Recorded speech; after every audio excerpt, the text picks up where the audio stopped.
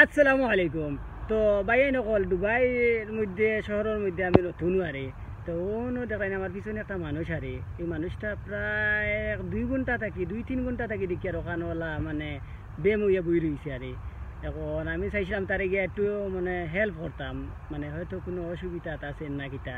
এখন নতুন হিসাবে যদি গিয়ে আমি তার এখন এখন হেল্প করার লাগে কোনো অসুবিধা হইব নি, তো চলো আপনারা লগে থাকবা। ডর করে ভাই সেই নকল আপনারা লগে থাকবা, আমি জিজ্ঞাসা করবো গিয়া ভাই क्या आपका कुछ प्रॉब्लम है क्या, जो कि माताई बार चेष्टा करूँ बुझी ना এখন একদম লগে देखते থাকো। ब्रदर कुछ प्रॉब्लम है क्या आपका? हाँ प्रॉब्लम, बहुत परेशान है भाई, काम काज कुछ नहीं है। आप क्यों वीडियो बना रहा है, मेरा इजाजत लिया?